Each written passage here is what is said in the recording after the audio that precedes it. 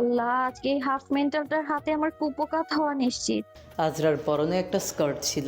আজরা skirt গুটিয়ে বলল, ready steady 1 2 3। Sorry Ismam ভাই, আমি আর জীবনেও এমন করবো না। কথাগুলো বলে আজরা বাসার ভেতরে চলে গেল। ইসমাম ভ্যাবলা হয়ে গেল।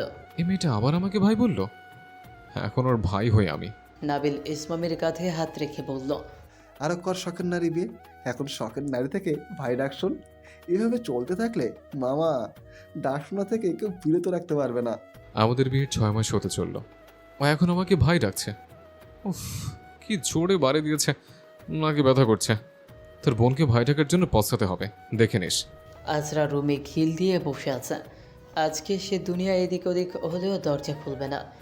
ভাই ডাকটা মুখ ফসকে বেরিয়ে গিয়েছে। উনি তো নাকে অনেক বেশি ব্যথা পেয়েছেন। তোর অসাবধানতার জন্য এত কিছু আজরা, তাতে আমার কি? আজরা নিচে খাবার নিতে এসেছে। তার ফুপির কানে কানে বলল, আমাকে প্লেটে খাবারটা জলদি দাও তো। আমি আমার ঘরে যাবো, তাড়াতাড়ি করো তো ইরাবতী। কেন রে? আমি একটা ঝামেলা করেছি। তোমার ছেলে তার প্রতিশোধ নেবে, তাই আমাকে পালাতে হবে, জলদি করো। আজরা খাবার নিয়ে তার রুমে গিয়ে ঠাস করে দরজা বন্ধ করে দিল। গায়ের ওড়নাটা খুলে একটানে বিছানায় ফেলল। ইসমাম ভাইয়ের নজর থেকে আজকের মতো বেঁচে গিয়েছি। নিজের স্বামীকে ভাই বলছে কোন লজিকে? লজ্জা শরম নেই? পেছনের আওয়াজটা শুনে আজরার বুক কেঁপে উঠল। আজরা বিছানার দিকে তাকিয়ে নিজেই আটকে উঠল। ওড়নাটা ইসমামের মুখে ছুঁড়ে ফেলেছে। ইসমাম এক কদম দুই কদম করে এগোতে লাগলো আর আজরা পেছাতে লাগলো। এইভাবে করতে করতে আজরা পড়া টেবিলের সাথে একদম লেগে দাঁড়ালো। ইসমাম কাছে এসে তার কোমর আঁকড়ে ধরলো। আজরা ভয়ে ঢোক গিলছে। তার হৃদস্পন্দন আজকে বাধা মানছে না। নিজের পরিমিত গতি কত আগেই অতিক্রম করেছে কে জানে। ইসমামের চেহারার ভঙ্গিতে কেমন একটা মাদকতা বিরাজ করছে। ইসমাম আজরার কানে খুরে রাখা মৃদুস্বরে বলল, ভাই ডেকে ডেকে যে টর্চার করছো, তার জন্য আজকে তোমাকে একটা ছোট শাস্তি দেব। এরপর থেকে ভাই ডাকলে এটা। কি শাস্তি দিবে এই লোকটা? আবার তুলে আছা দেবে নাকি? আমি এখন এখান থেকে সরবো কি করে?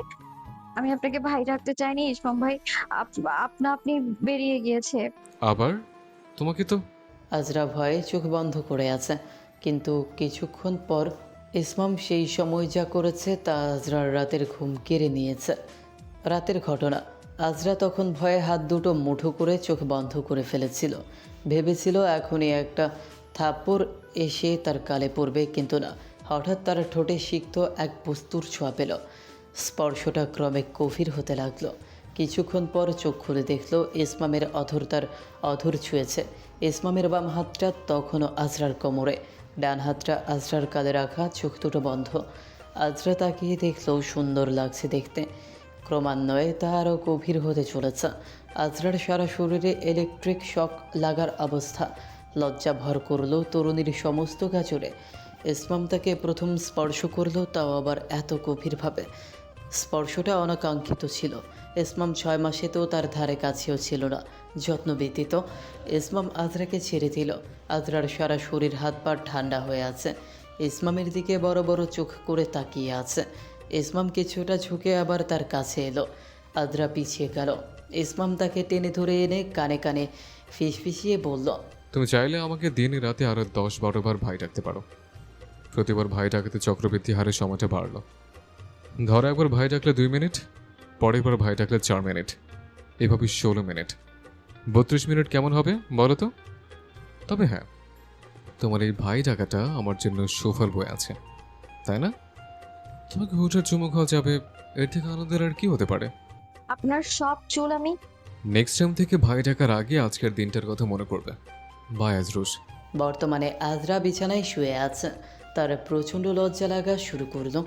তারপর সে তার পাশে থাকা কোলবালিশটাকে খামচে ধরে নাড়াচাড়া করতে লাগলো।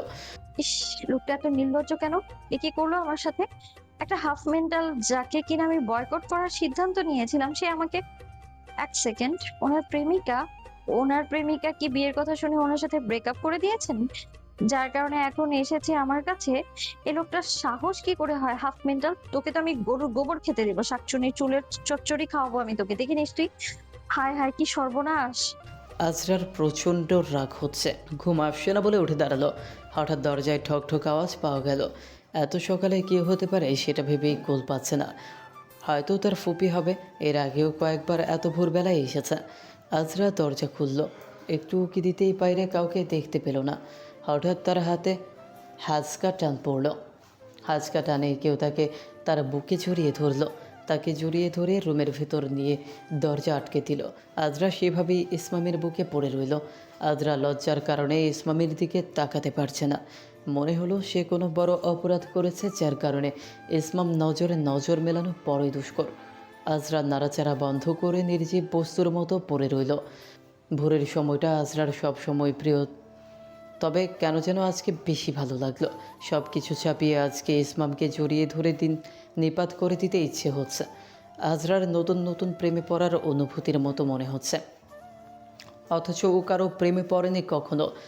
যার চোখ দেখে এতকাল সেটাকে প্রেম মনে করতো, এখন এই বয়সে এসে সেটাকে ফিকে মনে হয়। সেটাকে চোখের দেখায় ভালো লাগা বলা যায়, কিন্তু ইসমামের প্রতি তার বর্তমান অনুভূতিগুলো অন্যরকম। আজরা নিজেকে ইসমাম থেকে ছাড়ানোর চেষ্টা করলো। আপনি আমাকে জড়িয়ে ধরেছেন কেন? ইসমাম বিড়বিড় করে কি যেন বলল। আজরার সারা শরীরে ফু দিয়ে দিল। কি করছেন আমার উপর? কালো জাদু করছেন নাকি? কালো জাদু করা তোমার কাজ, আমার না। ইসমাম কাঁদো কাঁদো হয়ে বলল। আমি তো কালো জাদুর শিকার। হ্যাঁ, কি বলেন? তোমাকে দোয়া পরে ফু দিচ্ছিলাম, প্রতিদিনই দেই। তবে আজকে ঘরে দরজা আটকে রেখেছিলে। কি বলেন আপনি? প্রতিদিন মানে আপনি রোজ আমার ঘরে আসেন? সেটা তুমি বুঝে নাও। প্রতিদিন একটা নির্দিষ্ট সময় আজরা আর ইসমাম একসাথে পড়তে বসে।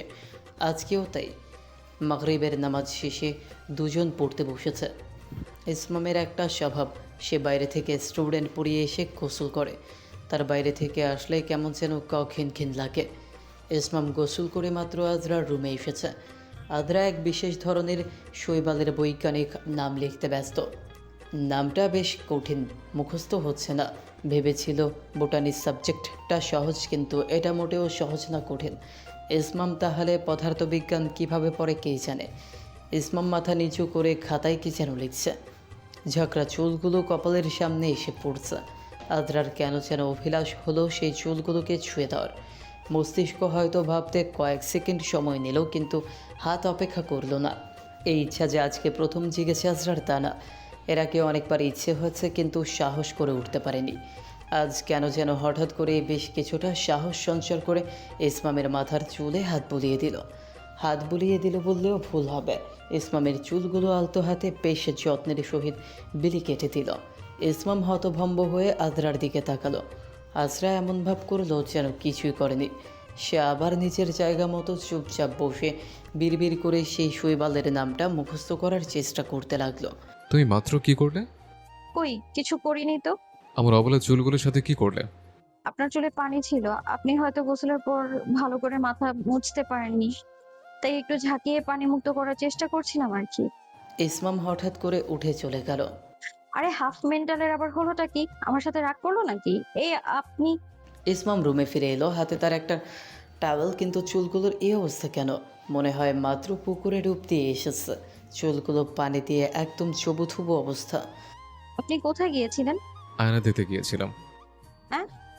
চুলগুলো আসলে ভেজা, নাও তো, মাথা মুছে দাও, স্বামী সেবা করো। কথাগুলো বলেই ইসমাম ফ্লোরে বসে পড়ল আজরার হাঁটুর কাছে। তারপর আজরার উপর ভর দিয়ে রইল। দাও দাও, জলদি মাথা মুছে দাও। আজরার হাসি পেল। ইসমামও এমন বাচ্চা সুলভ আচরণ করতে পারে তা তার একদম অজানা।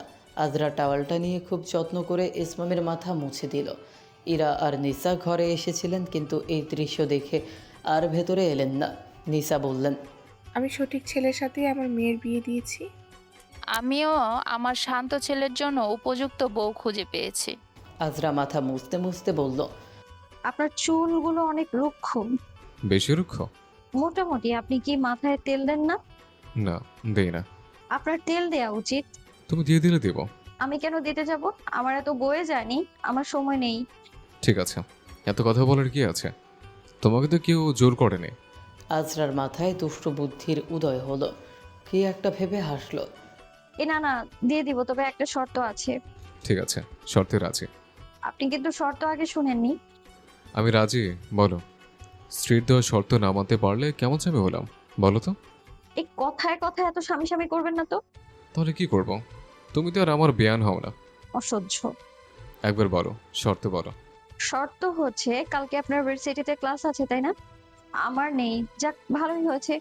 ও না আমারও ক্লাস আছে। তো আপনার মাথায় আমি কাল তেল দিয়ে দিলে আপনি আর রাতে শ্যাম্পু করতে পারবেন না বা কালকে সকালেও পারবেন না। আপনার এই তেল মাথায় ভার্সিটিতে যেতে হবে। এমনকি আমি আপনাকে কাল সকালে ঘর থেকে বের হওয়ার আগে যে হেয়ার স্টাইল করে দেব, ঠিক সেই হেয়ার স্টাইল নিয়েই ভার্সিটিতে কালকে সারাদিন কাটাতে হবে। শর্তে রাজি? অবশ্য রাজি বলার কি আছে? আপনি তো আগেই শর্ত মেনে নিয়েছেন। ইসমাম বুঝতে পারলো সে ফাঁদে পড়েছে। আজরা এমন একটা কথা বলবে তা কখনোই ভাবতে পারেনি। এই শর্তটা ইসমামের ধারণার বাইরে ছিল। ইসমাম হাফ ছেড়ে বলল, ঠিক আছে। আজরা ইসমামের মাথায় তেল দিতে বসলো। ইসমাম এমনি সারাদিন অনেক ক্লান্ত ছিল, তার উপর এত কোমল হাতের মালিশ মালিশ করতে করতে হঠাৎ ঘুম এসে পড়ল। আজরা বিছানায় বসা ছিল। আজরা খেয়াল করলো ইসমাম তার গায়ে ঢলে পড়ছে। আপনার কি ঘুম আসছে? নিজের রুমে গিয়ে ঘুমান। ইসমাম ঘুম ঘুম চোখে আজরার দিকে তাকালো। আসলে কালকে রাতে একটা কাজের জন্য ঘুমাতে পারিনি। এখন সত্যি অনেক ঘুম পাচ্ছে। আমি একটু এখানে 2 ঘন্টা ঘুমাই, তারপর তুমি আমাকে ডেকে দিও, কেমন? তখন আমি চলে যাব। প্লিজ না করো না। আজরা না করতে পারলো না। ইসমাম বিছানায় টান টান হয়ে শুয়ে পড়ল। ঠিক আছে আমি যাই তাহলে, লাইট বন্ধ করে দিচ্ছি। রাত 9:30টার দিকে সবাই খেতে বসেছে। ইয়াকুব বলল, কি ব্যাপার, ইসমু কোথায়? উনি ঘুমিয়েছেন, আজ নাকি খুব ক্লান্ত। ইস, ছেলেটা রাতের খাবার খেলো না। তোমার চিন্তা করার দরকার নেই মা, উনি উঠলে আমি খাবার দিয়ে দিব। ঠিক আছে, দিয়ে দিস। আজরার পাশে তনিমা বসা ছিল। তনিমা আজরার কানে ফিস ফিস করে বলল, তোমাদের মধ্যে তো জমজমাট প্রেম চলছে। জমজমাট প্রেম? আমি একটু আগে দেবজিকে তোমার রুমে ঢুকতে দেখলাম, তারপর তো আর বের হতে দেখিনি। বের হতে দেখুনি কারণ সে আমার রুমে ঘুমোচ্ছে। আপনার প্রিয় দেবরকে একটু পরে রুম থেকে বের করে দেয়া হবে। আমি নজর রাখবো। তুমি অনেক দুষ্টু ভাবি। তোমরা প্রেম করলে আর এখন আমি দুষ্টু হয়ে গেলাম? দুইজন মিলে কি ফিস ফিস করছো? আজরা মুখ ফেংচি কেটে বলল, সেটা তোমাকে বলবো কেন? এটা দুই বোনের কথা, আউটসাইডার্স অ্যালাউড না।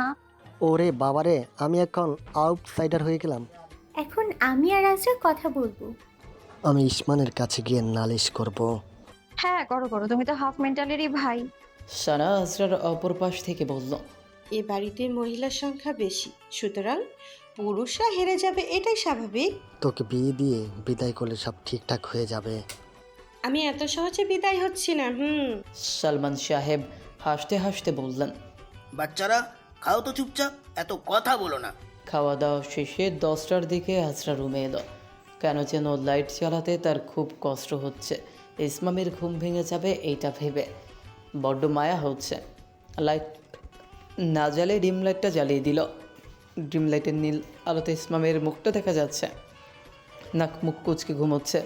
এই হাফ মেন্টালটা ঘুমের মধ্যেও একটু হাসতে পারে না? আজরা কাছে গেল কি মনে করে ইসমামকে ডাক দেওয়ার জন্য, তার গায়ে হাত দিতেই দেখলো তার গাটা কেমন গরম। আদ্রা আবার কপালে হাত দিল। ইসমামের গায়ে হালকা হালকা জ্বর। এই লোকটা দিনে দুপুরে গোসল করে বেড়ায়, রোদে দৌড়াদৌড়ি করে, এখন জ্বর বাঁধিয়েছে। আদ্রা আর ইসমামকে ডাকলো না। ইসমাম ঘুমোচ্ছে, ঘুমাক। তার খুব মায়া হচ্ছে ঘুমন্ত ইসমামের সুন্দর ঘুম ভাঙাতে। আদ্রা বিছানার এক কোনায় গিয়ে শুয়ে পড়ল। তারপর মাঝখানে অনেকগুলো বালিশ দিল পর্ডার হিসেবে। যাক, এখন আর ওনার এদিকে গড়িয়ে আসার সম্ভাবনা নেই আর। ঘুমের মধ্যে হঠাৎ গরম লাগলো ইসমামের। এত শীতের মধ্যে ঘেমে যাওয়ার কোনো কারণ দেখছে না ইসমাম। হঠাৎ চোখ খুলল, এটা তো তার রুম না। তারপর দেখলো সে আর আজরা একে অন্যকে জড়িয়ে ধরে ঘুমিয়েছিল। আশেপাশে কতগুলো বালিশ। সে এখানে কি করছে কোনো কিছুই বুঝলো না। সে কি স্বপ্ন দেখছে? আজরা ইসমামের বুকে ঘুমোচ্ছে। ইসমামের মনে পড়লো সে তো গত রাতে আজরার রুমে ঘুমিয়েছিল। প্রচণ্ড মাথা ধরেছিল আর ঘুম ঘুম আসছিল। ইসমাম হালকা নড়তে চড়তে আজরার ঘুম ভেঙে গেল। ঘুম ভেঙে বড় বড় চোখে তাকে দেখতে লাগলো। আজরা অবাক হয়ে গেল। ড্রিম লাইটের হালকা আলোতেও ইসমামের লাল লাল চোখগুলো দেখা যাচ্ছে। আজরা উঠে বসলো, ইসমামের গায়ে হাত দিল। না, আপনার তো এখন আর জ্বর নেই কোনো। আমার কি জ্বর এসেছিল? হ্যাঁ। হয়তো সামান্য জ্বর এসেছিল। আচ্ছা, আমি আমার রুমে যাচ্ছি। দাঁড়ান, কোথাও যাবেন না, এখানেই বসুন। আজরা দৌড়ে রান্নাঘরে গেল। রান্নাঘর থেকে ভাত, লাউয়ের তরকারি আর ডাল নিয়ে এলো। মগে করে পানি আর বাটি নিয়ে এসেছে। আমি আপনাকে খাইয়ে দিতে পারবো না। কাউকে খাইয়ে দিতে আমার ভালো লাগে না। নিজে নিজে খেয়ে নিন। ইসমাম চুপচাপ খাচ্ছে, আবার আজরাকে দেখছে। আজরা কোমরে হাত রেখে বলল, সারাদিন রোদে দৌড়াদৌড়ি না করলে হয় না? আপনার বেশ ভালোই জ্বর এসেছিল। এটা কোনো ইনফেকশনের লক্ষণ হতে পারে। না, এটা তেমন কিছু না। এমনিতেই হয়তো অবলায় গোসল করার কারণে। তবুও পরদিন সকালে ভার্সিটি যাওয়ার সময় আজরা এসে ইসমামের রুমে হাজির। ইসমাম শার্টের বোতাম লাগাতে লাগাতেই তাকে বলল, কি হয়েছে? কি চাই? আপনাকে চাই। মেয়েটা কেন তো গায়ে পড়ে কথা বলছে? ওর মাথায় কি চলছে কে জানে। মানে আপনার মাথাটা চাই। কালকে শর্তের কথা ভুলে গেছেন? আপনাকে আজ শর্ত অনুযায়ী হেয়ার স্টাইল করে দেওয়ার কথা। ঠিক আছে। আজরা ভেবেছিল ইসমাম মানা করবে অথবা ধমকে টমকে দিবে। সে প্ল্যান করে এসেছিলেন যদি না করে তাহলে আজরাতের পেছনে পেছনে দৌড়াবে আর তার মাথায় পানি ঢেলে দিবে। কিন্তু না, ইসমাম স্বাভাবিকভাবে চেয়ারে গিয়ে বসলো এবং তার মাথাটা এগিয়ে দিল। আজরা আরও এক কাঁটা তেল দিল ইসমামের মাথায়, তারপর তার সাথে দিল হেয়ার জেল। আজরা ইসমামের চুলের মাঝখানে সিঁথি করলো। চুলগুলো দুপাশে একদম টান টান করে মেরে দিয়ে সামনের দিকে চুলগুলোতে কিছুটা গোলাকৃতির মতো মুড়ে দিল। ইসমাম শুধু তার কর্মকাণ্ড উপভোগ করলো। আজরা মনে মনে বলল, ইসমাম ভাইকে আজকে পুরো ব্রিটিশ আমলের চৌকিদার লাগছে দেখতে। ইসমাম আয়নায় নিজেকে দেখল। একটা লম্বা হাসি দিতে দিতে আজরাকে বলল, এত সুন্দর লাগছে দেখতে যে আজকে সম্পূর্ণ ক্যাম্পাসের মেয়েরাও হোম লিখিয়ে পড়বে। তারপর তাদের বলবো হেয়ার স্টাইলটা তুমি, অর্থাৎ আমার বউ করেছে। তোমার সতীনদের হিরিক পড়ে যাবে। তোমার শান্তি হয়েছে? এবার চলো নাজরুস, মাই মার্শম্যালো। ইসমাম এত সুন্দর করে হাসলো যে আজরা কিছুই বলতে পারল না। আজরা তাকে বিরক্ত করে মজা তো পেলই না, উল্টো নিজেই বিরক্ত হয়ে গেল। আজরা ক্লাসের দিকে যেতে লাগলো। ইসমাম ঠাই দাঁড়িয়ে। সে আবার ফিরে এসে বলল, আজকে কয়জন আপনার হেয়ার স্টাইলের উপর ফিদা হয়েছে বাসায় গিয়ে জানাবেন কিন্তু। আজরা যাওয়ার পর ইসমাম মাথায় ক্যাপ পরে নিল। এই কয়েক মাসের মধ্যে গুটি কতক বন্ধু ছুটিয়েছে আজরা। তাদের মধ্যে একজন হচ্ছে নুসরাত আর একজন হচ্ছে আবির। বাকিদের সাথে টুকটাক কথা হয়, তবে এদের সাথে বন্ধুত্বটা গভীর হয়েছে। আবির ছেলেটা খুবই ভালো মনের মানুষ, পড়ালেখাও বেশ ভালো, সবাইকে সাহায্য করে। নুসরাত মেয়েটা সরল মনের মানুষ, যাকে বলে নির্ভেজাল। আজরা ক্লাস শেষে বের হচ্ছে। মাঠে আসতে আসতে হঠাৎ সে হোঁচট খেল। আবির তার হাতটা শক্ত করে ধরল। আরে আজরা, ঠিক আছো? ঠিক আছে।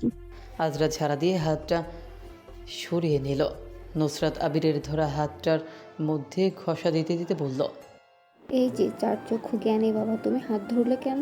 ক্ষমা করবে আজরা, আমি কথাটা বলে গিয়েছিলাম। আবির আর নুসরাতের আজরার অতীত সম্পর্কে সবই জানা, এই জন্যই মূলত বন্ধুত্ব এত গভীর। তাদের এতে কিচ্ছু যায় আসে না। আজরা বলল, আবির তুমি কিছু মনে করো না, তুমি তো জানোই। আরে আজরা, তুমি আবার আমার নামকে ব্যঙ্গ করেছো? আমার নাম আবির, আদিব না। আরে দ আর র এর তফাৎ তো কিছু যায় আসে না, একটা ডাকলেই হলো। না, তুমি আমার নামটা সবসময় এভাবে বলো, ভালো লাগে না। আরে চিল আবিদ ব্রো। আজরা কোনা দিয়ে হেঁটে যাচ্ছিল। তার ক্লাস শেষে বাসায় চলে যাবে, তাই ইসমামকে দেখলো মাঠে দাঁড়িয়ে আছে তার বন্ধুদের সাথে। এখনো তার 3টা ক্লাস বাকি। আজরা দেখলো ইসমাম মাথায় ক্যাপ পরে আছে। আজরা ব্রু কুঁচকে ফেললো। নুসরাত আবিদ দাঁড়াও এখানে, আমি আসছি। ইসমামকে আজরা একটা টেক্সট দিয়ে ডাকে। আজরা চোখ ছোট করে রেখেছে। তোমার কি ক্ষুধা পেয়েছে আজরুস? ডাকলে যে? না ক্ষুধা পাইনি। আপনি মাথায় ক্যাপ কেন পরেছেন?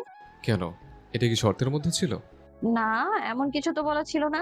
তুমি শুধু বলেছো হেয়ার স্টাইল নিয়ে সারাদিন ঘুরতে হবে, ক্যাপের নিচে না ক্যাপের উপরে, সেটা প্রয়োজনীয় না। কিন্তু আপনি তো। আমি কোনো ভুল করিনি। ঠিক আছে, দেখাচ্ছি মজা। কথাগুলো বলে আজরা ইসমামের ক্যাপটা নিয়ে চলে গেল। হাই, তুমি আমার ক্যাপ দিয়ে যাও। না, একদম না। আজরা আবির আর নুসরাতকে নিয়ে বেরিয়ে গেল। ইসমাম সেখানে কোমরে হাত দিয়ে চোখ মুখ শক্ত করে দাঁড়িয়ে রইল। ইসমামের হেয়ার স্টাইল দেখে প্রিয়া, মৃত্তিকা, জাহিন সবাই হেসে দিল। আশরাফুল পেট চেপে ধরে বসে পড়ল। ইসমামের সেই দিকে লক্ষ্য নেই। প্রিয়া বলল, কি ব্যাপার চাচা, কত নাম্বার মেয়ে বিয়ে দিতে যাচ্ছেন? ননসেন্স। আরে আজরা, তোর ক্যাপ নিয়ে এভাবে পালিয়ে গেল কেন? আরে এটা তো সেই কাজিনটা না, তোর মামা তো বোনটা না? সে আমার কোনো মামাতো বোন না, একদম বোন বলবি না। পেটের কাছে যেতেই আজরার হঠাৎই নীরবের সাথে দেখা হলো। আরে নীরব ভাই, আপনি এখানে? ম্যাজিক্যাল গার্ল, তুমি এখানে? তুমি এখানে পড়ো নাকি? হ্যাঁ, আমি ইউনিভার্সিটিতে পড়ি। আমি এই ভার্সিটির টিচার, ফিজিক্স ডিপার্টমেন্টের। আপনাকে এখানে দেখে অনেক ভালো লাগছে। তুমি তুমি কোন ডিপার্টমেন্টে? আমি বোটানি ডিপার্টমেন্টে। আপনার সাথে আবার দেখা হয়ে গেল কাকতালি। তোমার সাথেও আবার দেখা হবে ভাবিনি। এখন আসি ম্যাজিক্যাল গার্ল, সাবধানে যাও। ইসমামকে সেদিন সবাই অনেক খাপালো। ইসমাম কিছুই বলতে পারলো না। অবশেষে ক্লাস শেষ না করে বাড়ি চলে এলো। রাত 7:30। নীরব সামনের বাজার থেকে কিছু টাটকা শাক সবজি কিনতে গিয়েছিল। শুনেছি এদিকে নাকি সন্ধ্যার সময় এক লোক টাটকা শাক সবজি বিক্রি করে, তা অর্গানিক। নীরব দেখলো রাস্তার ধারে একটা মেয়ে হাঁটুতে মুখ গুজে কান্না করছে। আশেপাশে অনেক মানুষই তাকে দেখছে, মন্তব্য করছে, আবার অগ্রাহ্য করছে। নীরব সামনে গেল। সামনে গিয়ে দেখলো মেয়েটা তার পরিচিত।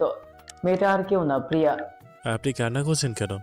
প্রিয়া একবার মাথা উঠিয়ে নীরবের দিকে তাকালো, তারপর আবারও একই ভঙ্গিতে কান্না করা শুরু করলো। দেখুন, আপনি কান্না করছেন কেন? একজন সাধারণ মানুষ হিসেবে জানতে চাইছি। আপনার শরীর ছোঁয়ার কোনো ধান্দা আমার নেই। প্রিয়া এবার কান্না করতে করতে বলল, আপনি আমাকে ভুল বলছেন। সবাই আমাকে ভুল বোঝে। আমি যে কথাগুলো মুখে বলেছি তা মন থেকে বলতে চাইনি। ক্ষমা করবেন স্যার। আপনার পা তো ছড়ে গিয়েছে। আপনার পায়ে জুতা কোথায়? আমার জুতো আসার সময় ছিঁড়ে গিয়েছে। তোমার কি কোনো কারণে মন খারাপ? না। তাহলে রাস্তার মাঝে বসে এইভাবে কাঁদছো যে? লোক দেখেছে, তোমার দিকে খারাপ দৃষ্টিও দিয়েছে। এমনি। আমার সাথে চলো। প্রিয়া হকচকিয়ে গেল, কান্না মুছে বলল, আমি আপনার সাথে কেন যাব? চিন্তা করো না, আমার কোনো খারাপ উদ্দেশ্য নেই। তুমি তো আমাকে চিনো। কোনো সমস্যা হলে মামলা ঢুকে দিও। শেষের কথাগুলো নীরব বেশ হেসে বলল। হাসলে নীরবকে শুধু সুন্দর লাগে না, অসাধারণ লাগে। নীরব একটা রিক্সা ডাকলো, তারপর প্রিয়াকে নিয়ে সেখানে উঠলো। আমরা কোথায় যাচ্ছি? আমরা জুতা দোকানে যাচ্ছি। কিন্তু কোনো কিন্তু না। সেখান থেকে প্রিয়াকে নীরব একজোড়া দামি স্নিকার্স কিনে দিল। প্রিয়া সেখানেও নীরবের সাথে এক দফা তর্ক করলো। নীরব তার রুমাল দিল প্রিয়াকে। নাও, মুখটা মুছে নাও। ভাগ্যিস কাজের পরনি, তা না হলে ছড়িয়ে বাজে অবস্থা হয়ে যেত। প্রিয়া হতাশ হলো, মুখের মলিন হাসি যেন বিষণ্ণতার প্রতীক। আমার জীবন থেকে কাজল পড়ার কারণ হারিয়ে গেছে, তাই আর পড়া হবে না কোনোদিন। নীরব প্রিয়াকে নিয়ে একটা রেস্টুরেন্টে বসলো। আমি হোস্টেলে যাব। এখান থেকে আমার হোস্টেল অনেক দূরে, যেতে যেতে রাত হয়ে যাবে। হোস্টেল বেশি দেরি হলে ঢুকতে দেবে না। তুমি কোথায় থাকো আমি জানি। তোমার হোটেলে থেকে আমার বাসা দেখা যায়, আমার বাসা থেকে তোমার হোটেল দেখা যায়। এমনকি আজকে সন্ধ্যায় বের হওয়ার আগেও আমি তোমাকে হোস্টেল থেকে বের হতে দেখেছিলাম। কই, আমি তো আপনাকে কখনো দেখিনি। দেখতে চাওনি তাই দেখোনি। শোনো, তোমার রুমের বারান্দাটা দিয়ে দাদালে দক্ষিণ পূর্ব পাশে তোমার হাতের ডান দিকে একটা আকাশি রঙের বিল্ডিং দেখা যায়। তার 4 তলায় আমি থাকি। দেখবে সে 4 তলায় একটা বারান্দা আছে, যে বারান্দায় একটা জোপালো বাগান বিলাস গাছ আছে, রানী গোলাপি যার রং। এটা আমার বাগান বিলাস।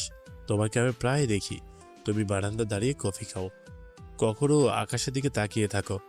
আমি আপনাকে কখনো দেখিনি। আচ্ছা ঠিক আছে, তোমার জন্য আমি খাবার অর্ডার করছি। না, আমি কিছু খাবো না। আমি খাবো, আর তোমার সাথে কি হয়েছে সেই গল্পটা না হয় শুনলাম। এখানে বলার মতো কোনো বিশেষ গল্প নেই।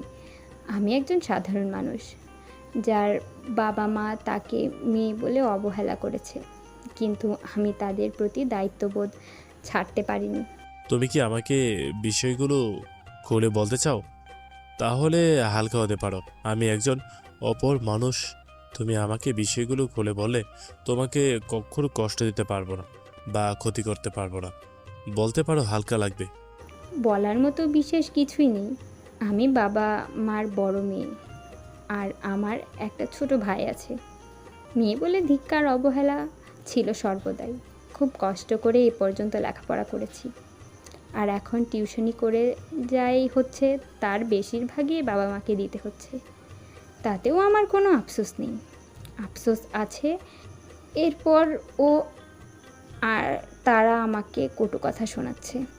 আমি নাকি শহরে খারাপ কাজ করে বেড়াই, যার জন্য বিয়ে করছি না।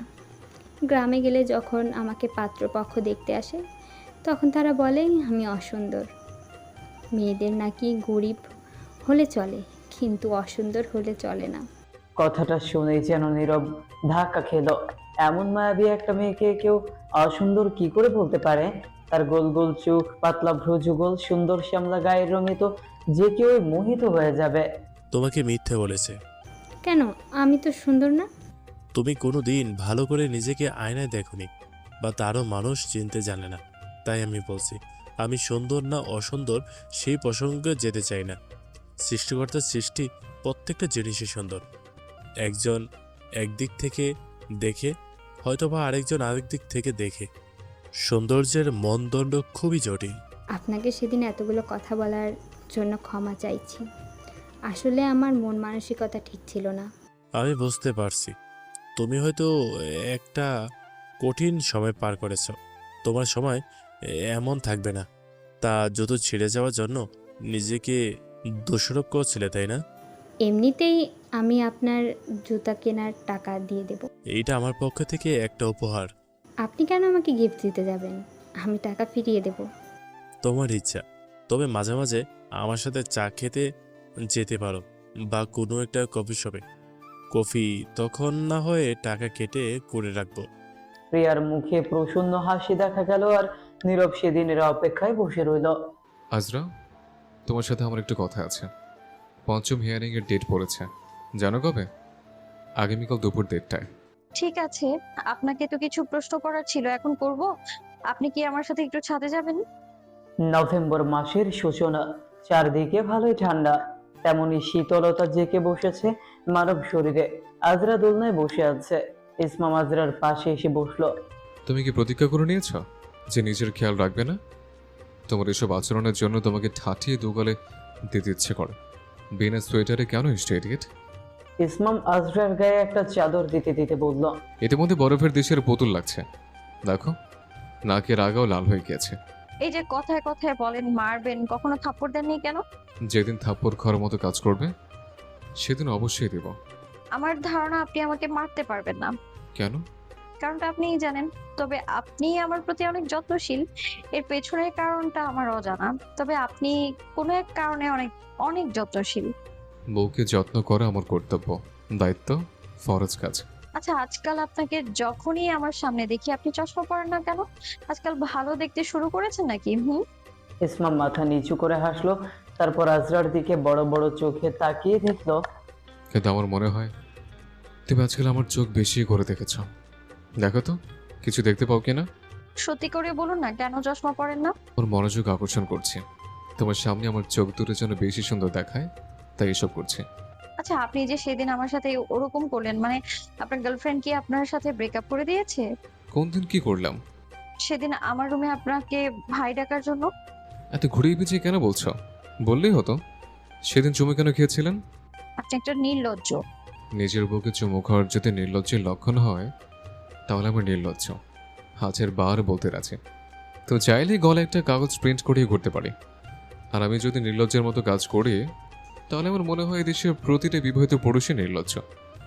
আর তোমাকে আগেই সাবধান করে রাখি, ভবিষ্যতে আমি বারবার এমন নির্লজ্জের কাজ করব।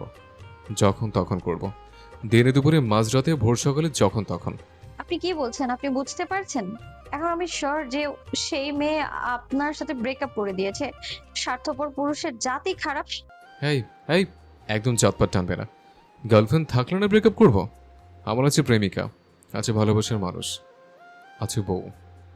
বউয়ের সাথে লোকজন যা যা করে আমি দেখানো তেমন কিছুই করলাম না, শুধু একটা পাপ্পি দিয়েছি। তাতে তেমন এমন সব কথা শুনতে হচ্ছে যে না জানি বোন নির্যাতন করেছে। আপনি কথা ঘোরাচ্ছেন।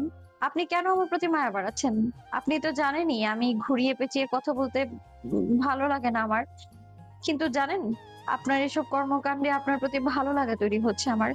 এটাকে ভালোবাসা বলা যায় না। ভালোবাসার অনুভূতি অনেক গভীর হয়। ইসমাম বেশ আগ্রহ নিয়ে আজরার হাত দুটো মুঠো করে বলল, আমাকে ভালো লাগে? আজরা ভাবলে সেন ভাবে উত্তর দিল, ভালো লাগে। কেমন ভালো লাগে? এই যে আপনার আশেপাশে থাকতে ভালো লাগে, আপনার করা যত্নগুলো ভালো লাগে, আপনাকে বিরক্ত করতে ভালো লাগে, ইসমাম দোলনার দুই পাশে হাত ছড়িয়ে হেলান দিয়ে বসলো।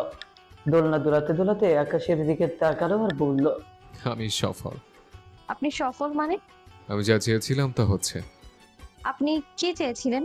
কিছুদিন পর যখন আপনি আমাকে ছেড়ে চলে যাবেন তখন তখন আমার কষ্ট হবে। তোমার এত চিন্তা করার দরকার নেই, ঘুমোতে চাও। ইডিয়টদের অত শত বোঝার দরকার হয় না। কথাগুলো বলেই ইসমাম চলে গেল। ওর ভীষণ রাগ হলো, একটা কথার উত্তর না দিয়ে কেন চলে গেল। পরের দিন কোর্টে সবাই উপস্থিত হলেন। আজরাকে উইটনেস বক্সে ডাকা হলো। আসামি পক্ষের আইনজীবী আজরাকে প্রশ্ন করলো, তা কেমন আছেন মিস মহসিনা আজরা জামান? মিসেস মুহসিনা আজরা জামান হবে তা ভালো করেই জানেন। ওহো হো, আমি তো ভুলেই গিয়েছিলাম আপনি সম্প্রতি আপনার ফুপুর ছেলেকে বিয়ে করেছেন। তাহলে আমি বলতে পারি না যে আপনার আর আপনার বর্তমান স্বামী ইসমাম সাদাব ফার্সির মধ্যেকার অন্তরঙ্গ মুহূর্ত কৌশিক হাওলাদারের প্রবেশ হয়েছিল, যার কারণে আপনারা তাকে ফাঁদে ফেলে নিজেদের কার্যসিদ্ধ করেছেন, কারণ আপনাদের পরিবার এই সম্পর্ক কখনোই মেনে নিত না। ইসমাম ব্যাপক রাগান্বিত হলো আর সে কোনো রকমে হাত মুঠো করে রাগ নিয়ন্ত্রণ করার চেষ্টা করলো। ইয়াকুব তাকে শান্ত করার চেষ্টা করলো। আজরা বেজায় শান্ত, এতটা শান্ত আগে তাকে কখনোই দেখা যায়নি। আমার আর ইসমাম সাদাব ফার্সির মধ্যে আগে থেকে কোনো সম্পর্ক ছিল না। উভয় পরিবারের সম্মতিতে পারিবারিকভাবে বিয়েটা হয়েছে, তা আপনাকে আগেও বলেছি আমি। Objection your honour. Objection over ruled. আপনাকে অসংখ্য ধন্যবাদ ইওর অনার। তা সে আপনাকে ঠিক কিভাবে কাবু করার চেষ্টা করেছিল যদি খুলে বলতেন। আমি আগেও বলেছি, ধস্তাধস্তিতে আমার সম্পূর্ণ মনে নেই। তবে আবার বলছি, প্রথমে মিথ্যে বলে সুরাইয়া আমাকে তার রুমে নিয়ে যায়, তারপর কৌশিক ভেতর থেকে দরজাটা আটকে দেয় আর আমাকে হুমকি দেয় যদি আমি তাকে বিয়ে করতে রাজি না হই তাহলে সে আমার সর্বনাশ করবে। এক পর্যায়ে সে আমার স্পর্শকাতর অঙ্গে হাত দেওয়ার চেষ্টা করে। আমি তাকে আমার জুতা দিয়ে আঘাত করি আর পালিয়ে যাওয়ার চেষ্টা করি, কিন্তু সে পেছন থেকে গলা চিপে ধরে।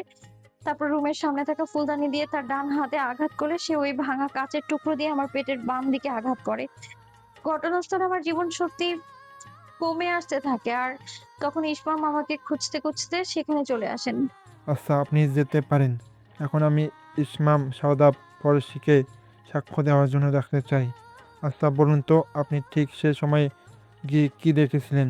আমি দেখেছিলাম তার গায়ের ওড়না দূরে পড়ে আছে। সে ওড়নার অনুসরণে দেখলাম আজরা সে রুমের দরজার সামনে পেটে দুই হাত চেপে ধরে বসে আছে, আর ও শুধু হাত দিয়ে রুমের দিকে ইশারা করছিল। তাই এত লোক রেখে আপনি কেন? বাকিরা ব্যস্ত ছিল, কাউকে সাথে নেওয়ার বা কৈফিয়ত দেওয়ার সময় ছিল না। আর কৌশিক গেটে আজরার সাথে অসভ্যতা করেছিল। আরও কিছু কারণ ছিল, যার কারণে আমি তার উদ্দেশ্য সম্পর্কে কিছুটা আঁচ করতে পেরেছিলাম। আদালত জানতে চায়, মিস্টার ফার্সি সবটা খুলে বলুন। কৌশিকের শুরু থেকে আজরার প্রতি কুদৃষ্টি ছিল, যা আমরা বাড়ির ছেলেরা আগে বুঝতে পেরেছিলাম। আজরাও কিছুটা বুঝতে পেরেছিল, তবে দেরিতে। তা কিভাবে বুঝতে পেরেছিলেন? এখন দয়া করে আপনার সিক্স সেন্সকে লজিক হিসেবে দাঁড় করাবেন না। সিক্স সেন্স ছিল, তবে বিয়ের দিন আমি তাকে স্থানীয় কিছু খারাপ ছেলে মেয়েদের সাথে সিরিঞ্জ জাতীয় কিছু নিতে দেখেছিলাম। যেহেতু এই এলাকায় আমার নানা বাড়ির তাই অবাধ যাতায়াত ছিল বিধায় সেখান থেকে কিছুটা ধারণা ছিল। আমি আজরাকে নিষেধ করেছিলাম যেন না যায়, তবে এই ফাঁদে যে সুরাইয়ের ভূমিকা প্রধান হবে তা আমার ধারণার বাইরে ছিল। তা আপনাদের মামলা করতে 1 মাস সময় লেগে গেল, আর আপনার বাসায় আটকে রেখে কৌশিক হানাদারকে প্রচণ্ড মারধর করেছেন, এটার কৈফিয়ত? প্রথমে আসি কৌশিককে মারধর করার বিষয়। সেটা শুধু নিজেদের আত্মরক্ষার জন্য, আর মামলার বিষয়টাতে প্রথমে আমাদের পরিবারের সম্মতি দিচ্ছিল না। তার উপর আমার স্ত্রী মানসিকভাবে ভেঙে পড়েছিল। আমরা এভিডেন্স কালেক্ট করে রেখেছিলাম যেন পরে কেস করতে না পারি। তবে হাসপাতাল থেকে একটা কেস করা হয়েছিল। যেই জায়গায় আপনাদের সমাজে একটা মেয়ে বিয়ে ভেঙে গেলে তাকে আরেকবার কেউ বিয়ে করতে চায় না, সেই জায়গায় আপনি একটা দর্শনের শিকার মেয়েকে নিজের স্ত্রী রূপে মেনে নিলেন আর তার জন্য আরেকজনের উপর মামলা ঠুকছেন। বিষয়টা হাস্যকর না? অবজেকশন ইওর অনার, উনি মূল বিষয় থেকে সরে আসছেন। আপনি সাক্ষীকে শুধু কেস সংক্রান্ত প্রশ্ন করুন। এগুলো কি কেসের সাথে সম্পর্কিত? এগুলো ও কেসের সাথে জড়িত ইওর অনার। তা বলুন, এখানে আপনাদের উদ্দেশ্য কী ছিল? এখানে আমাদের একটা উদ্দেশ্য, তাহলে কৌশিকের শাস্তি। আমার স্ত্রীকে ধর্ষণের চেষ্টা করা হলেও পরবর্তীতে সফল না হতে পেরে হত্যার চেষ্টা করা হয়। আর সে যদি আল্লাহ না করুক অমন ঘটনার শিকার হতো, তাতেও আমার মতের কোনো তফাৎ হতো না। আমি ওকেই বিয়ে করতাম। একজন নারীর স্বেচ্ছা ইজ্জত বিলে দেওয়ার মধ্যে আর জোর জবরদস্তির মধ্যে বিস্তর পার্থক্য আছে।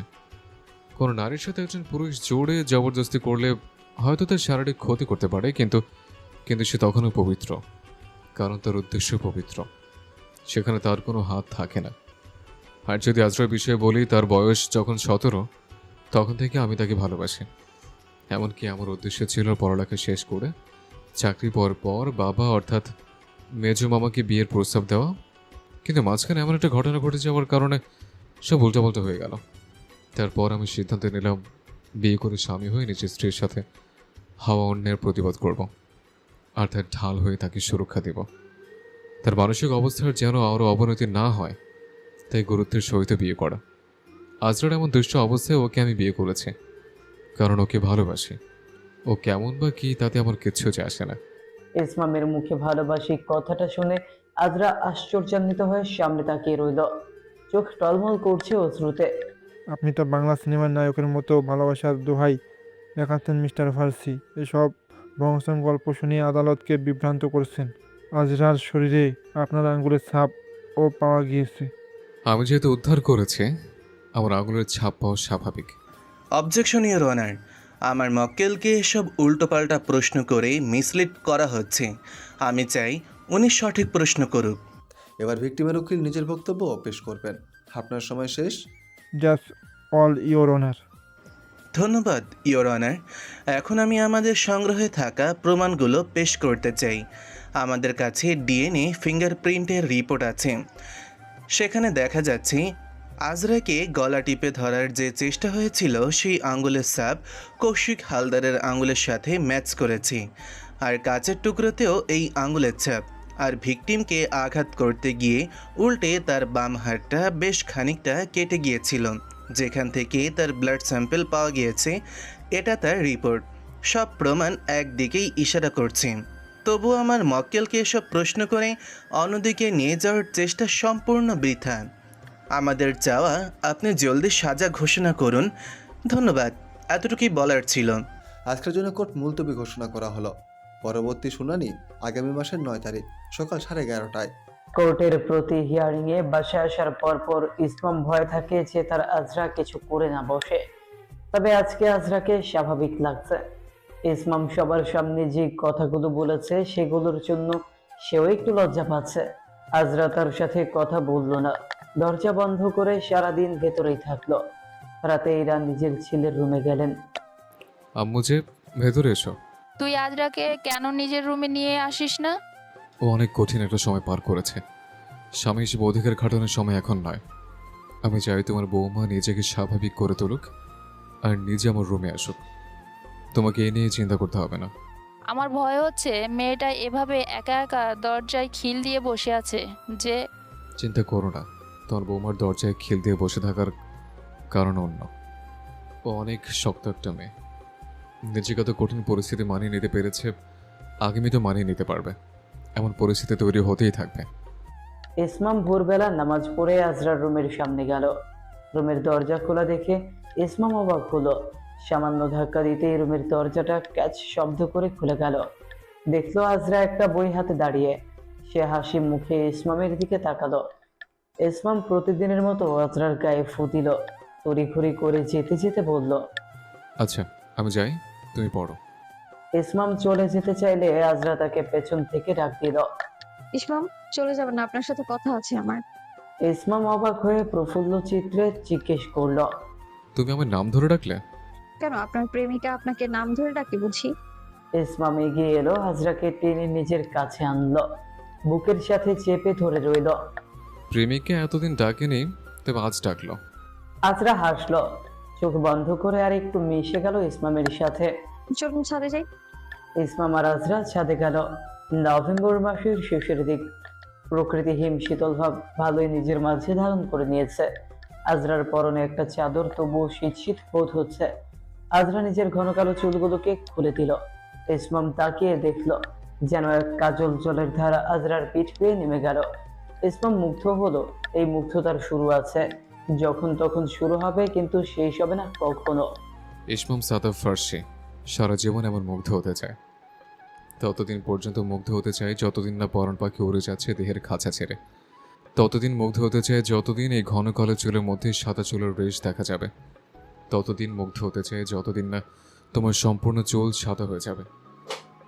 মহসিন আজরা জামানের প্রতি এমন ভালো লাগে সারা জীবন কাজ করবে। ইসমামের পরনে একটা ওভারকোট, চারদিকে এত কুয়াশা যে 3 হাত দূরত্বে থাকা একজনের চেহারা দেখতে পারবে না। ছাদে বাহারি রঙের গোলাপ ফুটে আছে। ইসমাম একটা গাছের থেকে সাদা রঙের একটা গোলাপ ছিঁড়ে নিয়ে এলো, আজরার কানে গুঁজে দিয়ে বলল, শিশির ভেজে পুষ্প আমার একান্ত ব্যক্তিগত পুষ্পের কালো কেসে থাকে হাজার তারার একটি। আপনার অতি প্রশংসায় আমি লজ্জায় কুকড়ে যাচ্ছি, আমার ঠান্ডা লাগছে। ইসমাম আজরাকে পেছন দিয়ে জড়িয়ে ধরলো, নিজের ওভারকোটের ভেতর তাকে ঢুকিয়ে নিল। আজরা একদম গুটি সুটি মেরে তার বুকে পড়ে রইল। ইসমাম আজরার কানের লতিতে শীতল ঠোঁট ছোঁয়ালো। আজরা আরো এক দফা কেঁপে উঠল ইসমামের হিমশীতল ওষ্ঠের ছোঁয়ায়। কাল যে কোর্টে কথাগুলো বলেছেন, আপনি অত সহজে কি করেছিলেন অতগুলো লোকের সামনে? যা বলেছি তা 100% সত্যি। আপনার মনে হয়নি সেই ঘটনার পর আপনার ভালোবাসাকে ভুলে যাওয়া উচিত ছিল? আর আপনি কি না এমন একটা দুঃসাহসিক কাজ করেছেন, এমন একটা মেয়েকে বিয়ে করলেন? শ্শ্, তোমাকে ছাড়া কোনোভাবেই সম্ভব ছিল না। শোনো আজরুস, মোর হৃদয় সিংহাসন একবার দিয়েছে যাহার স্থান, মোর হৃদয় সিংহাসন মারানা মৃত্যু ব্যতীত তাহার প্রস্থান। আজরা ইসমামের বুকে নাক ঘষতে ঘষতে বলল, এত ভালোবাসা কি আমার কপালে সহ্য হবে? কোনো ভালো জিনিসই তো আমার কপালে সহ্য হয় না। আজরার চোখ দিয়ে পানি ঝরছে। ইসমাম স্পষ্ট বুঝতে পারছে তার টি শার্টের বুকের কাছের অংশে উষ্ণ জলের ধারা বইছে। তার অভিমানী ভালোবাসা নিজের দুঃখ জাহির করছে। ইসমাম আজরার থুতনি উঁচু করলো। তুমি কাঁদছো আজরুস? হ্যাঁ, কাঁদছি। আপনি আমাকে এত ভালোবাসেন আগে তো বলেননি, দেরি হয়ে গেল তাই কাঁদছি। ভালোবাসা কি মুখে বলার জিনিস? তাহলে কালকে আদালতে বলেছেন যে ওগুলো কি ছিল? আদালতে বলেছি কারণ আমি জানি এতদিনে তুমি আমাকে ভালোবেসে ফেলেছ। কি করে বুঝলেন? তোমার সেদিনের মুখের কথাগুলো, সেগুলো যথেষ্ট ছিল। তোমার ভালোবাসার চাহনি আমি ভালো করে বুঝতে পারি। আমি শুধু তোমাকে সময় দিতে চাচ্ছিলাম। তোমার সাথে দূরত্ব বাড়িয়ে ভালোবাসা উপলব্ধি করিয়ে তোমাকে কাছে টেনে আনতে চেয়েছিলাম, এবং আমি পেরেছি। জীবনের সবচেয়ে দামি উপহারটা পেয়েছি। আপনি আমাকে এত ভালোবাসবেন কখনো ভাবিনি আমি। আমি আপনাকে বয়কট করার সিদ্ধান্ত নিয়েছিলাম, কিন্তু হলো না। আমাকে বয়কট করার সাধ্য তোমার নেই। আমাদের ভাবনার বাইরে কত কিছুই তো হয়, কিছু ইতিবাচক কিছু নেতিবাচক। তবে আমাদের সমস্যা হচ্ছে আমরা নেতিবাচকটার দিকে বেশি মনোযোগ দিই। আমরা যদি জীবনকে ইতিবাচক দিয়ে সাজাই তাহলে জীবন সুখে পরিপূর্ণ হয়ে যাবে। আজরা ইসমামের পায়ে ভর দিয়ে উঁচু হলো, আল্লাহর স্বরে বলল, আপনাকে আমি আবারও 6.5 দিনের জন্য বয়কট করলাম। এটা আমাকে প্রেমিকার কথা বলে বিরক্ত করার শাস্তি। আজরা ইসমামের ঠোঁটের কাছে গেল, তারপর তার ঠোঁটে ছোট্ট করে একটা চুমু দিয়ে একটা ভোঁদর দিল। ইসমাম তার ঠোঁটে হাত দিয়ে আবুলের মতো তাকিয়ে রইল। মেয়েটা কি করে গেল? আজরুস মাই মার্শম্যালো, দাঁড়াও, আমাকে বয়কট করার সাহসও করবে না। সারাদিন আর আজরার কোনো খবর নেই। ইসমাম সারাদিন অনেক বেশি ব্যস্ত ছিল। আজরাকে চোখের সামনে দেখলেও তেমন কিছু বলতে পারেনি, কারণ আশেপাশে সবাই ছিল। আজরাও সেই সুযোগে তাকে যখন তখন ধাক্কা দিয়েছে, ভেঙচি কেটেছে, 2-4টা চিমটিও দিয়েছে। আজকে প্রিয়ার মনটা বেশ উচ্ছ্বাসিত, কারণ আজকে বেশ ভালো রোদ উঠেছে। আজকের ক্লাসও স্থগিত হয়েছে। প্রিয়া গুনগুন করতে করতে কাপড়ের বালতি নিয়ে বারান্দায় গেল। আগে রোজকার কাপড় রোজ ধোয়া হতো, কিন্তু আজকালকার হিসাব অন্য। পুরো 6 দিনের জমানো কাপড় আজ ধুয়েছে। বারান্দায় কাপড় মেলার জায়গা হচ্ছে না, তাই সে কাপড় বেঁধে বেঁধে নিচের দিকে ঝুলিয়ে দিয়েছে। এমন সময় হঠাৎ তার নীরবের কথা মনে পড়ল। 7-5 না ভেবে হঠাৎ নীরব যেদিকে তার বাড়ি বলেছিল সেই দিকে তাকালো। দেখলো নীরব দাঁড়িয়ে আছে, সেখানে একটা বড় বাগান বিলাস গাছ। বাগান বিলাস গাছের কাছে নীরব দাঁড়িয়ে আছে, হাতে তার চায়ের কাপ। কেন যেন না চাইতেও প্রিয়ার ঠোঁটের কোণে হাসির রেখা ফুটে উঠল।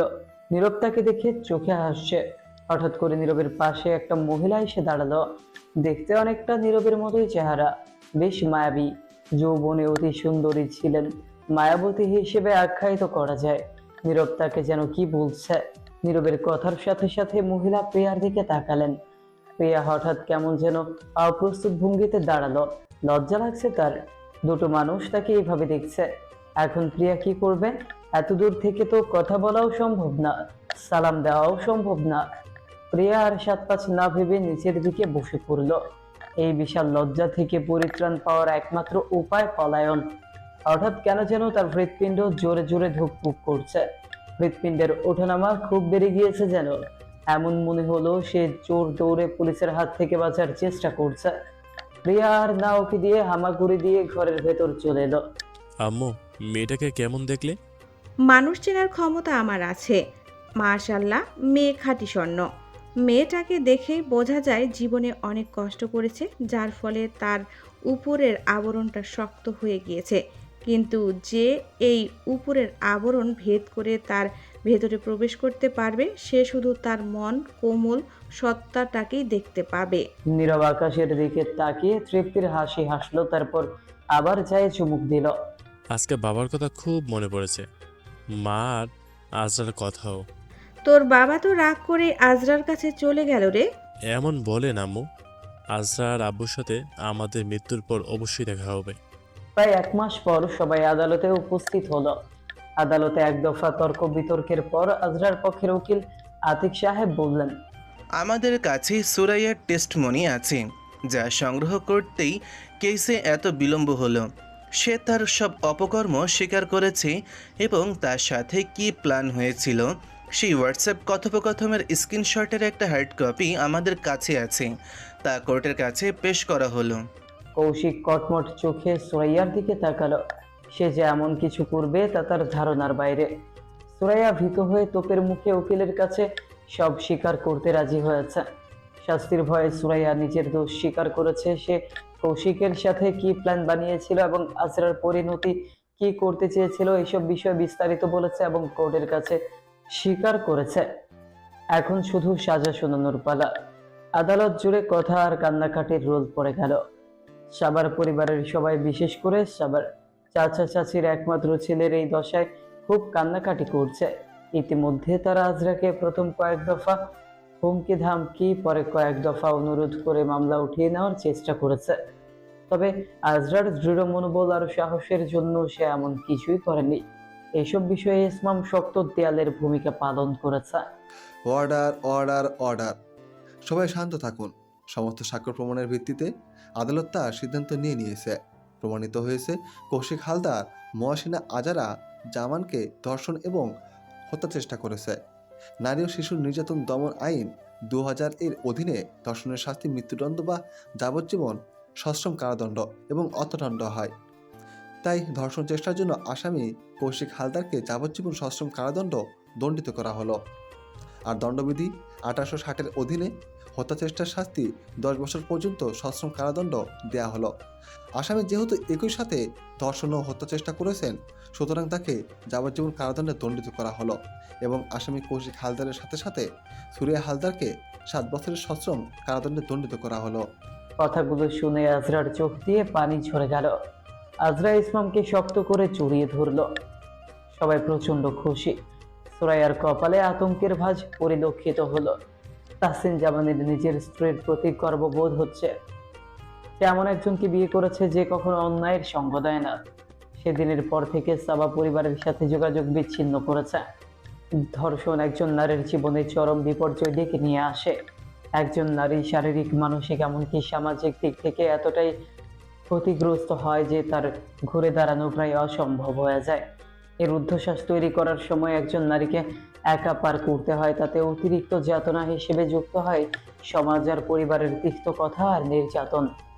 সামান্য যাবজ্জীবন সেই শাস্তির সামনে কিছুই না, যা একজন ধর্ষিতা নারীকে তার জীবন দশায় সহ্য করতে হয়। তবুও 10 জনকে সচেতন করার জন্য একজন অপরাধীর দৃষ্টান্তমূলক শাস্তির ব্যবস্থা করা অতীব জরুরি। ধর্ষণের শিকার একজন নারীকে ঘৃণা আর ধিক্কার না দিয়ে যদি পরিবার আর সমাজ সেই নারীর পাশে দাঁড়ায়, তাহলে দেশে অপরাধীর সংখ্যা উল্লেখযোগ্য হারে কমিয়ে আনা সম্ভব। অপরাধীকে প্রতিরোধ করতে হলে সবার আগে প্রয়োজন সম্মিলিত প্রয়াস।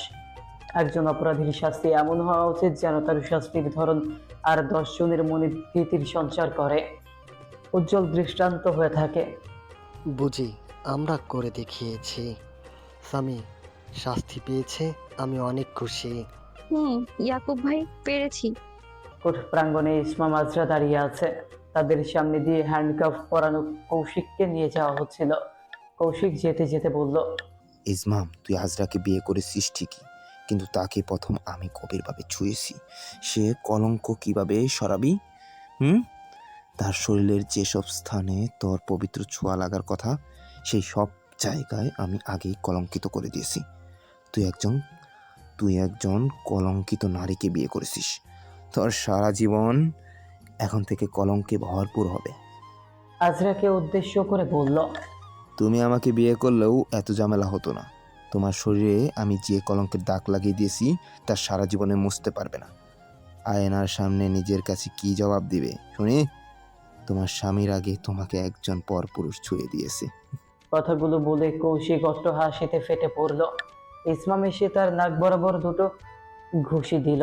আশেপাশে কনস্টেবল তাদের দুই পক্ষকে টেনে থামানোর চেষ্টা করলো। ইসমাম তার উপর চড়াও হলো। তোর সাহস কি করে হলো? আমার আজরা পবিত্র, সে শুধুই আমার। কারণ সাধ্য নেই তাকে কলঙ্কিত করবে। তোর মতো নরপশুরা জাহান্নামের আগুনে জ্বলে মরবে। হঠাৎ করে আজরার সারা গা খিন খিন করতে লাগলো। পুরনো ঘৃণাটা আবার মাথা চারা দিয়ে উঠল। ইসমাম যখন মারামারি করতে ব্যস্ত, সে তনিমার হাত জোরে চেপে ধরল। হঠাৎ করে আজরার মুখ দিয়ে ফেনা বের হলো, চোখ উল্টে গেল আর সে অজ্ঞান হয়ে জমিনে লুটিয়ে গেল। ইসমো, আজরা। আজরুস, ভাবি আমার আজরুসের কি হয়েছে? আজরাকে আবার হাসপাতালে ভর্তি করা হয়েছে। ডাক্তার বলেছে প্রেশার ফল্ট করেছে, যার কারণে এমন হয়েছে। তবে তার মানসিক অবস্থার অবনতি ঘটেছে। তাকে ভালো একজন সাইকিয়াট্রিস্ট দেখানোর প্রয়োজন। ইসমাম তাতে সম্মতি দিল। 2 দিন আজরাকে হাসপাতালে থাকতে হলো। আজরা কিছু খাচ্ছে না আর না কারোর সাথে নিজ থেকে কথা বলছে। আজরাকে বাসায় নিয়ে আসা হয়েছে। বাসায় আসার পর থেকেই ইসমাম তাকে সারাক্ষণ চোখে চোখে রাখার চেষ্টা করেছে। আজরুস, আজরুস, তোমার ক্ষুধা পায়নি? আজরা কোনো কথা বলছে না, শুধু অনুভূতি শূন্য দৃষ্টিতে ইসমামের দিকে তাকিয়ে আছে। এই দৃষ্টি ইসমামের বুকে তীরের মতো বেঁধে। এই তো কিছুদিন পূর্বে আজরা আর ইসমাম কত খুশি ছিল, একে অপরকে নিজেদের অনুভূতি প্রকাশ করলো। তারা যখনই স্বাভাবিক হওয়ার চেষ্টা করে, কৌশিক নামক ছটটা তখন সব লন্ডভন্ড করে চলে যায়। আজরুস কে কি বললো বা করলো তাতে আমার কিচ্ছু যায় আসে না। আমি তো তোমাকে ভালোবাসি, এটা কতবার বোঝাতে হবে? তুমি এমন কেন করছো? এই আজরা, আমি দেখো, কোথাও অনুভূতির কোনো কমতে দেখেছ? ইসমাম বাটি ভর্তি মিষ্টি নিয়ে এলো। আজরাকে খাইয়ে দেওয়ার চেষ্টা করছে। আজরা প্রচন্ড পরিমাণে কান্না শুরু করলো। ইসমামকে জড়িয়ে ধরে বলল, আপনি কেন আমার এত যত্ন করেছেন? কেনর উত্তরটা তুমি জানো। আমি তোমাকে ভালোবাসি, সারা জীবন ভালোবাসবো। মানুষ জীবনে একবারই হয়তো ভালোবাসে, অন্তত পক্ষে আমার ক্ষেত্রে হিসেবটা তাই। আমি একবারই ভালোবেসেছি। নিজের ভালোবাসাকে এইভাবে মাঝে আস্তে ছেড়ে দেওয়ার মতো কাপুরুষ আমি নই। তোমার অন্ধকার জীবনে আমি আবার আলো ছড়াবো। ইসমাম আজরাকে ওষুধ খাইয়ে ঘুম পাড়িয়ে দিল। আজরার কপালে গভীর একটা স্পর্শ এঁকে দিল, সেই সাথে গড়িয়ে পড়লো তার চোখের লোনা পানি। জায়নামাজে বসলো, অঝরে কাঁদলো, নামাজ শেষে মোনাজাত করলো। আল্লাহ, আমার আজরাকে আবার স্বাভাবিক জীবনে ফিরিয়ে দাও, আমাদের উপর করুণা করো। নিসা আক্তার এসেছেন, তিনি মেয়ের মাথায় হাত বুলিয়ে দিচ্ছেন। আজরা তার মাকে জড়িয়ে ধরে রইল। তার গায়ের গন্ধ নিলেও শরীরটা ভালো লাগে। তিনি মেয়েকে আদর করতে করতে বললেন, ওই ছেলেটা তোকে আদালত প্রাঙ্গণে কি বলেছে না বলেছে সেটা সব কথা কানে নিবি না। ইসমাম তোকে ভালোবাসে, তোকে যত্ন রাখবি, এটাই মনে রাখবি।